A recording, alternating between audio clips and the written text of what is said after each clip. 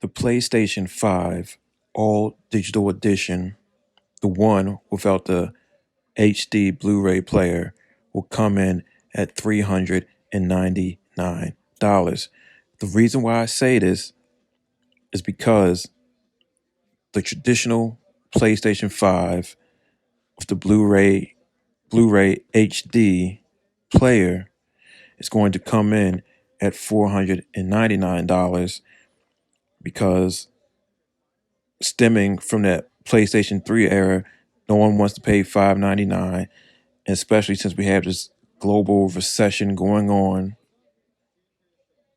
because of the coronavirus, that's just not going to float to have that $599 price tag. And you say, hey, what about cell phones? Well, those are subsidized. They don't have a subsidized plan for these game consoles as it stands. Like, hey, if you buy this amount of PlayStation Network months, well, rather years, like 12, 24, 36, maybe so many years, measured out in months, maybe you can get a good deal on the console itself, be it PlayStation. But that has yet to be implemented. It could be implemented in the future for all I know. But that being said, yes, the all digital one will come in at $399. Traditional one coming in at $499. Enough of a price gap for someone that's probably more price sensitive. Someone doesn't want to wait for a used console, doesn't want to wait for a reduced price. Their day one or that first month, they're gonna get that $399 one and go ahead and get those digital games if they want it then and there. Personally, I think Sony should have made it all digital, not one with a built-in Blu-ray HD player. The Blu-ray HD player could have been as a external add-on for those that want to play physical games. Therefore, you will have that one console, $399, and down the line, you can pick up the external HD Blu-ray player that will allow you to play physical copies of the game if you can't afford it right then and there, that full price. And that way, speaking from something that would benefit Sony, they could push that digital one where you're not going to be able to resell those games at any point in time, and you just stuck with it, and you're not going to be able to pass those digital downloads on. So everyone that's buying those games, you have more people buying brand new games. Personally, I'm a fan of physical media. And I'm a fan of physical media because I like to buy used games, especially with yeah, this current generation buy used games. I got into it later. The generation before with the PS3, I bought used games because I got that after my Xbox 360. And with my 360, I was buying new games.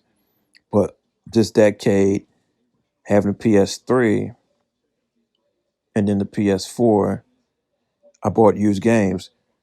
Just like I do with my cell phones since 2012, all my cell phones have been used. I recently upgraded my cell phone to an iPhone 8, a used one, just recently. It came out, will be probably about 3 years ago, coming up this fall. It's good enough. It gets done for what I need. I don't have to have necessarily the latest and greatest because, especially something like a cell phone, especially dealing with an iPhone, you're going to get longevity out of it anyway. Those cell phones last 5 or 6 years, and even if you get it used 2 or 3 years after it's been out, you're probably going to have at least 2 years, more than likely 3 years, to still get updates on your phone.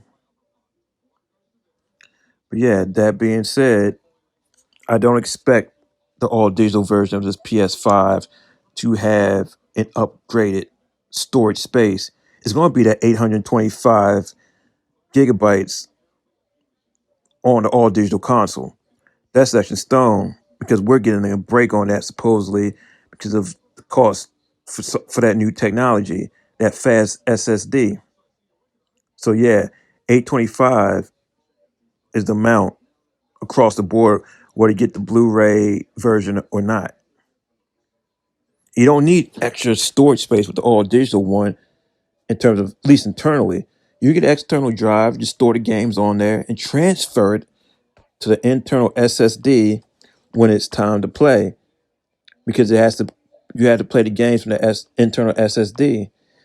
And they say, people could remove and re-download, remove and re-download. But I'm saying, hey, just get an external drive, a large one, you know, several terabytes, what have you.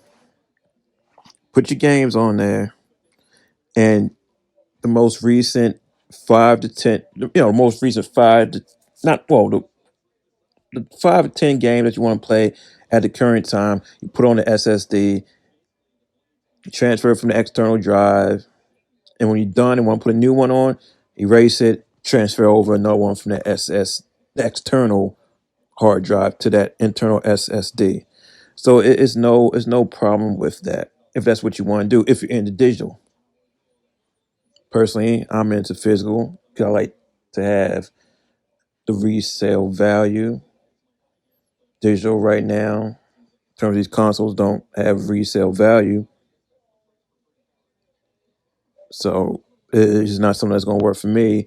And if you're someone that likes to buy used games after the fact, we don't need it. The games off the bat, digital doesn't work out for you. So yeah, if or when I get the PS5, I'm getting the one with the Blu-ray, HD Blu-ray. But yeah, so $399 all digital edition. That just makes sense. It's a big enough price gap for someone to say they just want to get something right here and there. They get that $399 all digital one, 825, 825 gigabytes internal SSD for the all digital, just like the one with the Blu-ray. And for that all digital one, go get the external storage. You can store all your games on just to have it, and then you transfer the ones you want to the internal SSD. Personal opinion, I think they all should be all digital, and the Blu-ray should be an external thing you have for those that like to have physical copies of the game, and you can actually push it in Sony's best interest for the digital. Even though I don't necessarily find it always to be in consumer's best interest, even though a lot of people do like digital downloads and like the convenience of that. And I feel like you should just, hey, go with the all digital one, Sony, and they may do that going forward and release external external Blu-ray HD player, maybe in a future revision. Who knows? But yeah, that's my take. It just makes perfect sense to me since the one with the built-in Blu-ray HD cannot be $599, and Sony is aware that people don't want to pay that amount anyways. And we're doing this global recession due to Corona. They know people ain't gonna want to pay that, so that's gonna have to be a $499 console. Drop the all digital to $399, so you can force people to want to get that one and allow people to get into it if they have less of money, and that's that. So yeah, $399, 825 gigabyte SSD all digital version. That's my take. Iceberg Jim out. Deuces.